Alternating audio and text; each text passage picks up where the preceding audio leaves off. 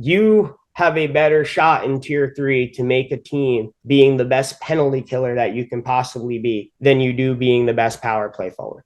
I just have to tell that to every kid. Like it really is, because there's always a role for more kids that can block shots, and always a role for more kids that can take hits to make plays. Coaches are going to play who they trust. So they're going to bring in the kid that they think is going to give them the best chance to win.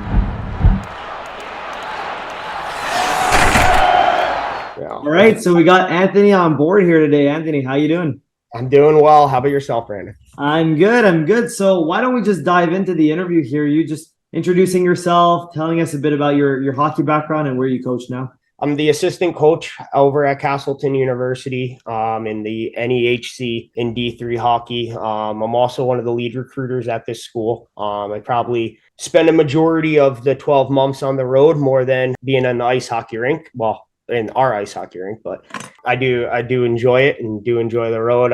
My kind of background into all this was I was a first generation hockey player, right? So my parents had no clue anything about hockey and how to navigate that. You know, it was always you be the best at high school and you move on. So when juniors came up, my parents really had no clue. They had no idea that was even like a thing that kids do. And I'm a 90 birth year. So, you know, for us, juniors was at that time the Eastern Junior Hockey League, the Atlantic Junior Hockey League, and even the Central States, right? I believe the United States development team was still playing out of the Knoll. The USHL was just, I mean, Indiana Ice was there. So for people that don't know, that's not a program anymore. I ended up actually going and playing 1 year of juniors in the Empire Hockey League, Junior B, up in Springfield, Massachusetts for the New England Junior Falcons, which I'm pretty sure is not an organization either anymore. But no, I ended up loving my time there. I ended up breaking my ankle and kind of just having to move on in life. And I ended up at Suffolk University, which is another NCAA D3 school. Mind you, same exact thing. I don't believe they play out of the same ice hockey rink that they did back when I went either. I actually started coaching at a relatively young age. I took over the ACHA Division II program as a head coach at 19.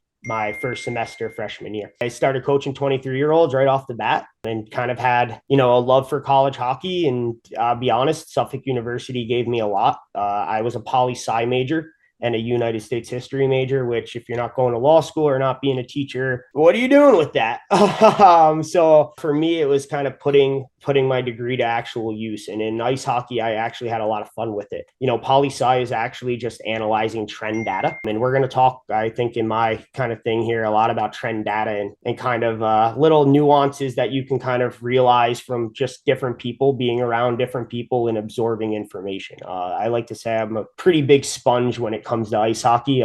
So anyway, Suffolk ACHAD2, great. Got to learn Mass High School, which was incredible because I had no idea how honestly how deep it was, how many different schools, how many, you know, at that point there's like the Super 8 and Elite and all of that. So it was really cool to really to get to learn and get to dive into. You also at that point, for me, I got to learn a little bit more about player development and I mean it in a sense of like when you're recruiting for different spots and different putting players in different positions to succeed, right? So you want to succeed, your kids want to succeed, and you know how to go out and recruit like that. You know, you're not just always looking for the best players, right? The Herb Brooks one, you're just looking for the right ones, and that's you know, and that's true to a point. Depends whatever's right in your head, right? So I always say every coach has a roadmap. You know, everyone kind of designs each team a little bit differently of what they see fit. So it's for them are you the right player for them? And are they the right coach for you? So I got a little bit involved in that. I jumped over to the player development side for 3 years where I just did player development out of Wall, New Jersey. At that point, I got to learn from two really big influences in my life, which was William Braden, who was the deputy commissioner in the USHL, and a guy named Scott Barreau, who coached about 21 years in NCAA Division I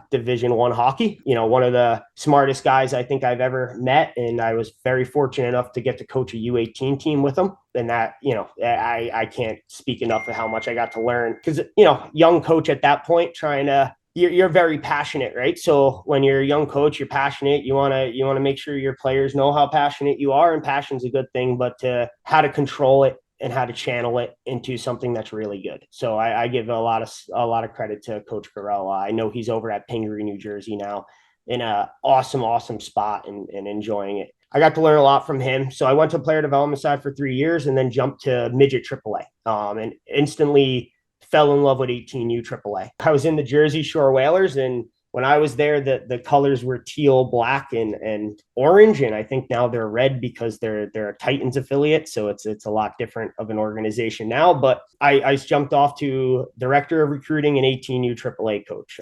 We did fairly well, and I had a few kids move on to leagues that, at that point, kids in New Jersey weren't moving on to. We had one kid move on to Bonnieville.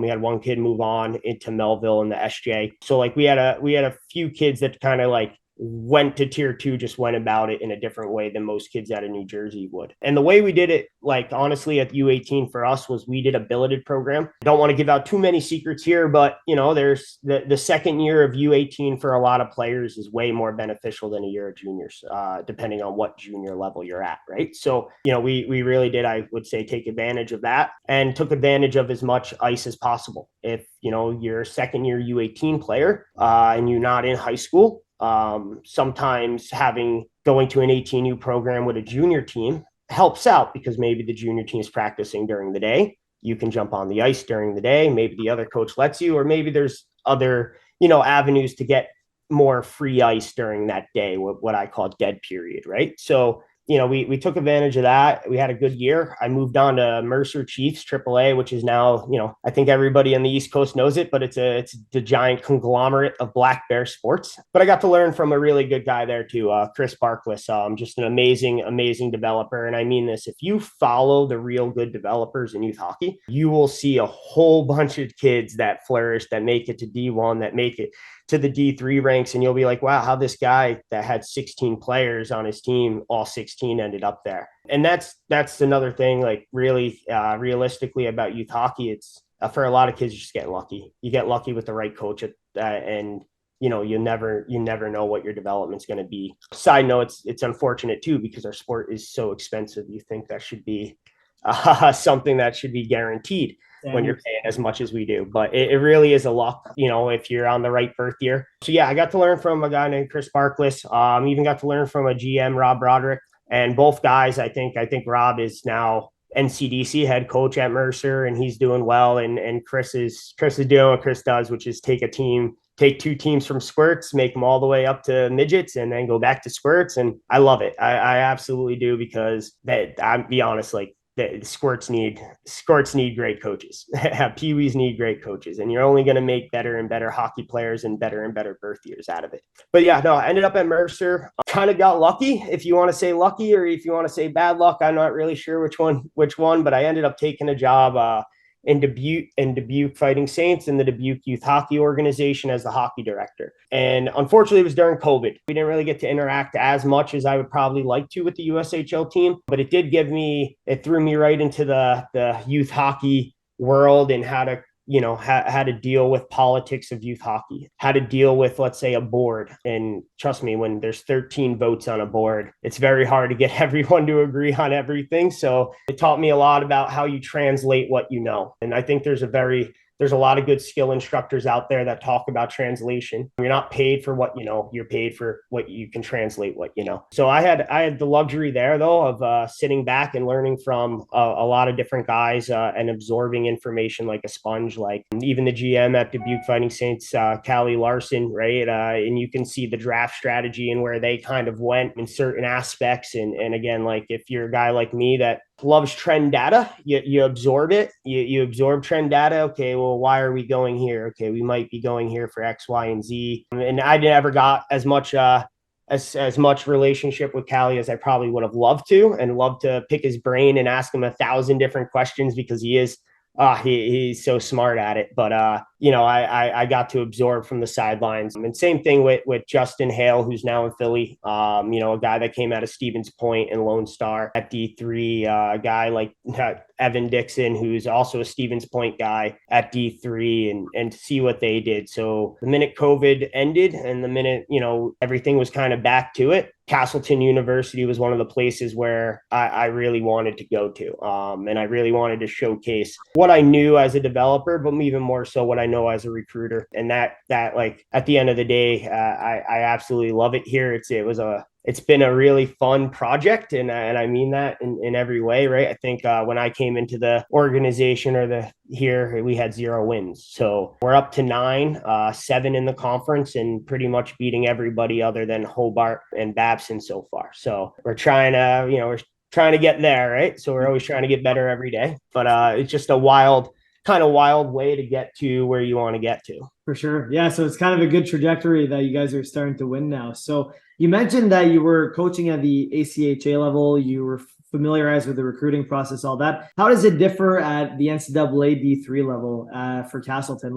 Maybe give me a snapshot of the whole recruiting process, how it kind of works at the D3 level. Every team is different in terms of what your administration wants. But for us, we're a big age out. We're a big age out school. So for us, we'll take a snapshot of all the kids that are aging out of junior hockey. And we do it from every tier 2 league. So from the BCHL all the way over until you hit the NCDC and the Maritimes. And we'll take a snapshot of all the age outs. And then from there, I wouldn't say monitor each one. It's a pretty cool little experiment. So from the first stepping stone, we'll go through it and we'll be, hey, listen, like we'll go to a few showcases. Hey, these guys kind of fit, but like this one really doesn't, or this kid doesn't. So at the ACHA level, it was more who wants to come there. Not that it's not like that in D3, but in D3, it's more of you can cast a wider net. You're getting actually help from the administration in different ways. For us at Castleton, I'll be honest, we look at every league, every single and I mean it from the BCHL to the Maritimes, from the NCDC, obviously the NOL, and even the tier 3s. I want to make sure I get this. We really do look. I think everybody looks at tier 3. I just always say the same thing. At the end of the day, you have to be a piece of the puzzle that fits. To add to this, from my experience dealing with D3 coaches, typically they look at the tier 2s first.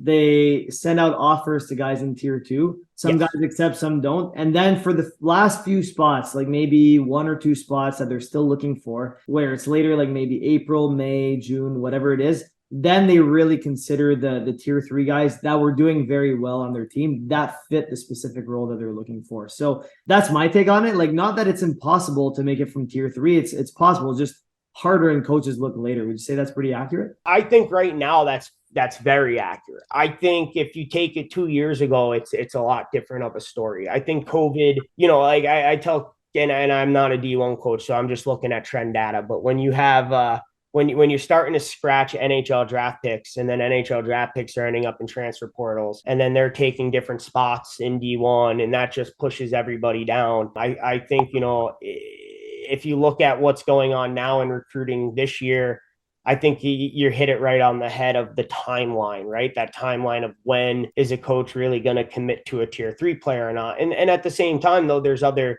conferences that I think are more in a position to commit to a tier 3 player right away. I would like to sit here and say, the NEHC is one of the top conferences in the nation, if not the top conference. I know some guys on the West are going to get mad about that. But I like to think it is. I think, I dare any team to go through the Hobart Elmira weekend and tell me that's not one of the toughest weekends you'll have in a back-to-back, but it really is. And I give credit because I think everybody and every staff there does an amazing job at recruiting, right? So we're all kind of in competition to get better, at the same time, not only get better, but to be the right fit. For us last year, we brought in 10 players. Our first 2 commits were from the EHL. So I'm not going to sit here and say, hey, we don't look at tier 3. We have one kid, I think he played in everything but 2 games this year as a freshman, Jason Atkinson, coming from the NJ87s. That was he was the captain there, led him to a championship, and just hell of a player, been a grinder for us the whole entire way. But he fit a role. We're big and slow, and I'm not really sure we were big, but we were pretty slow when I got here. So the first thing we wanted to do was bring in a lot of speed and to play with play on a little bit of an edge. And that's where a lot of the kids that, now made the team to what it is today, I think they play with that edge. And this year going into recruiting, we're in a kind of a different mindset of what we're looking for versus the year before. So I think you hit the nail right on the head. It is a long timeline now. But I also think there's other schools that have taken complete advantage of that elongated timeline for a lot of the schools that really can't commit to some kids right now. But if you're good enough, we're going to find you, right? Like, I think the thing as an advisor and all of that is like a lot of these kids, some of the best kids in tier 3, and I don't want to break any rules here, but they may not be paying the most money to play at their organizations, and that might keep them at those organizations. But at the end of the day, if you're playing tier 3, the question really is, do the points translate? Exactly. Is it all power play? Like, if you got 31 power play points and you got 40 points on the season, what's that going to be like in D3 if you don't get power play time? Exactly. And that's actually a huge point that wasn't really mentioned on this on the show before, is that the coaches, like, if you're a tier 3 player, like, they want you to fit a certain role. Most, like, it doesn't mean that you can't be a scorer. Like, maybe you will be at a D3 program one day, but typically speaking, they want you to be either like a power forward or something like that, something along those lines that's going to fit a certain role. And they're going to look at your advanced stats. They're going to see, like you said, did you just get all power play points this season and do nothing 5-on-5? Or were you, a force on the PK? Did you block shots? Like, they're really going to look at you. They do their research before they recruit you. So really good nuance there that you pointed out. Oh man, when I mean research, it's a lot. Like, and I mean it. Like, if you have a better shot in tier 3 to make a team being the best penalty killer that you can possibly be than you do being the best power play forward. I just have to tell that to every kid. Like, it really is, because there's always a role for more kids that can block shots, and always a role for more kids that can take hits to make plays. At the end of the day, we say this a lot in midget hockey. There's a lot of coaches that are getting paid a livable salary to coach this game. And the end of the day, are they willing to bet their mortgage on you? Because if they lose games and if they're not good, they lose their job, and it's their only income. So 100%. Coaches are going to play who they trust. So they're going to bring in the kid that they think is going to give them the best chance to win. That's just the reality of it. So they're going to bring in whoever they think is going to fit the role best on their team. So if you're a tier 2 guy, you're lighting it up and all that stuff, you're going to get all the D3 coaches chasing you. That's a fact. But when you come to the D3 level, it's more like, you got to just find like the key role things that you're good at. So whether it's blocking shots, face-offs, finishing checks, presence in front of the net, tipping pucks, whatever it is, driving the net, find that those things you're good at, find that niche, and be that kind of role player that will really fill in for a coach. I would say that's probably the best way if you're at the tier 3 level to try and get a D3 commitment. I fully agree. That's the easiest way too, right? Like, just be very self-reflective of your own game. Touching on recruiting just a little bit still. So you get a lot of emails from players, right? You probably get a ton. And I know the college coaches hate it when I ask this, but it's the reality that you get a ton of emails. Kids are always sending you emails, parents too. What's something that you like to see when you get an email? What's something that stands out that makes you, okay, let me look into this more, versus one that's like, oh, okay, let me just delete this right away? No, I know the head coach here would probably say something different, but I'm gonna step here and say this. Number one, I think any kid you should know is send the email to all the coaches. So at least one of the coaches is gonna read it. Some head coaches really love to get involved on the recruiting side. I know my coach here, Kyle Richards, he loves the recruiting side, but there's a lot of things that he has to handle on the administration side too, where a lot of those emails might not get read if they're not sent to everybody. So if they're sent, I love reading the emails. I really do. And I laugh at this because being a kid that had no clue how to get out of New Jersey and how to go the junior route or how to get to college hockey, I take a lot of pride in responding back. So for me, as long as if you send an email, I'll respond back and let you know, like, hey, either we're pretty far along in the process with other kids, which is, my way of saying, hey, like it's going to be a long time. So you're probably better off going somewhere else right now. But at the same time, the other one is, and I had a kid this year do it, came from the same high school. I don't think he knew that I came from the same high school. And I told him like, I was like, hey, I searched you, I checked out your EP, right?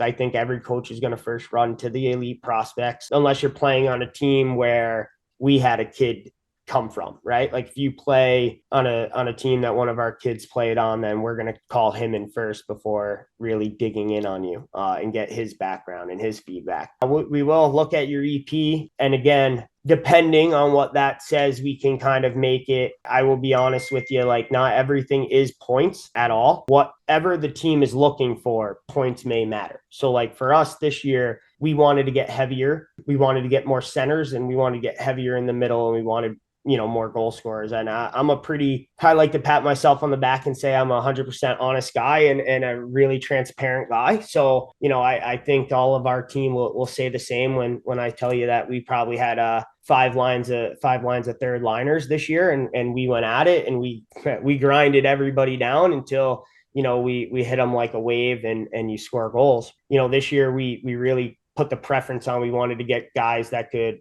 not only score goals, but play heavy and play with size. Cause we are a pretty small team. I will tell you that right off the bat. I think I'm 5'5" or 5'6", which is pretty much 5-foot midget. So I kind of have a love for a little bit of small players, but you can only have so many. And I mean that, but no, we definitely wanted to do that. And I don't want to take away anything from some tier 3, but like we just didn't really see that this year in tier 3 for us, which is why we had to go hunting in different grounds than we're used to. One big point you mentioned is that when you contact coaches with emails, make sure you include all the coaches.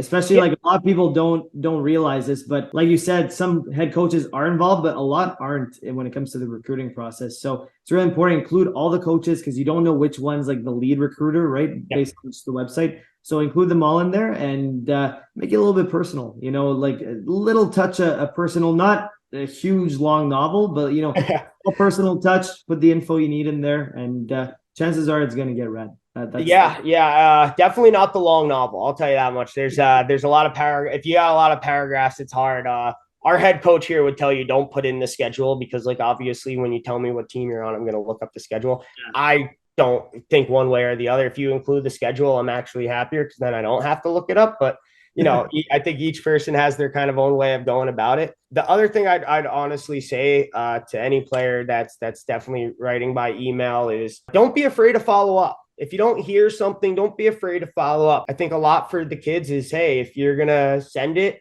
sometimes, hey, it shows a little bit more. That being said, don't like send an email in September and then follow up on it in March, but relatively keep it close. I would say I never came across an email and a kid that we haven't really at least gave a once over. That's definitely on tier 3. So like a lot of kids that will send an email to us, we'll check you off and we'll have you circled in terms of just give you the watch over. And then if it's not the last showcase, we'll go through and we'll like clean it up. Who did we like? Who did we, who kind of we said maybe on, reached out to us. And I think at the end of the day, my whole thing is if you do right by the player, they'll do right by you. So even if a kid doesn't end up here, the fact that he got looked at and knows he got looked at, I think is important. I guess the last question I really have for you is, what's like one last piece of advice you'd like to give to the audience that we might not have touched on today? For every kid, just choose development over exposure. I say this a lot, choose development over exposure. And if you're going to write a check, especially for ice hockey, make sure the coach has a plan for you. Be self-reflective enough to know your ups and downs. Like, hey, I'm not a goal scorer. So when coach is like, hey, you're going to come in, you're going to score a whole bunch of goals, be at least self-reflective enough to know, hey, that might not be me. Maybe I'm getting sold something that really isn't for me. So, understand and we do it here at Castleton a lot, having a development plan for every player coming in. So if you're going to be here for 4 years, how are we going to get you better? What do we see in your game that's a weakness? What do we see in your game that's really great? And then how do we, I think Daryl Belfry always says, how do you stack, right? Find things that you stack on. So we make sure we have a development plan for every kid. So we have at least a plan in our own heads of how to make this player better, what we see out of this player. So if we're doing that at this level, I feel the same should be at the junior level, right? And it's a little bit different in tier 1 and tier 2 juniors. So obviously when it's more of a business and it's a lot more kids and it's free to play hockey, that might be a little bit different. You might need to shape your game more to the coach so you don't end up. But the ones at the other levels that are trying to get better every day and trying to figure out how to get out of what I call the tier 3 jungle, they gotta, it's understand who you are and then have a coach that wants to make you better, because you have to get better to get to the next level, right? Like it's not just going to happen by osmosis. It's not going to happen because you practiced with better players. It's going to happen because of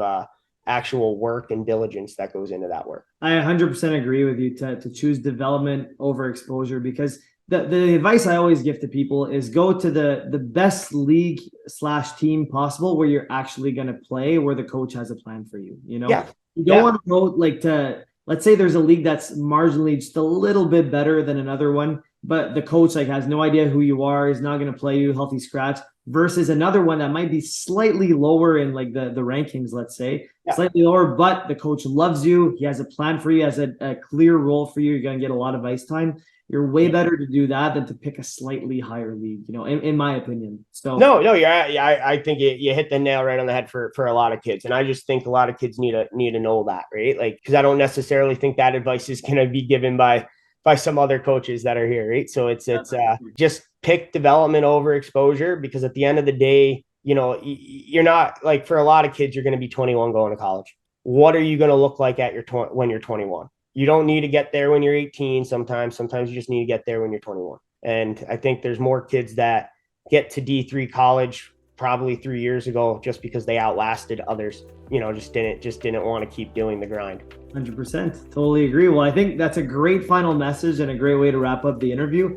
Anthony, thank you so much for coming on. You dropped some great knowledge bombs that I know our viewers are going to love. So really appreciate your honesty and everything, man. So thanks so much for your time and coming on the show today. No, thank you. Thank you for everything. And thank you for doing what you do for kids. It's an amazing thing to see. And I hope, I got a luxury of working with a guy named Scott Lowe who does a lot of good stuff just similar to you guys. And it's always great to see more and more good people in ice hockey. Appreciate it, man. Really appreciate it. Well, thanks so much for coming. We'll catch you on the maybe the future video that we'll do together again. Well, I hope so, guys. Hey, have a great one.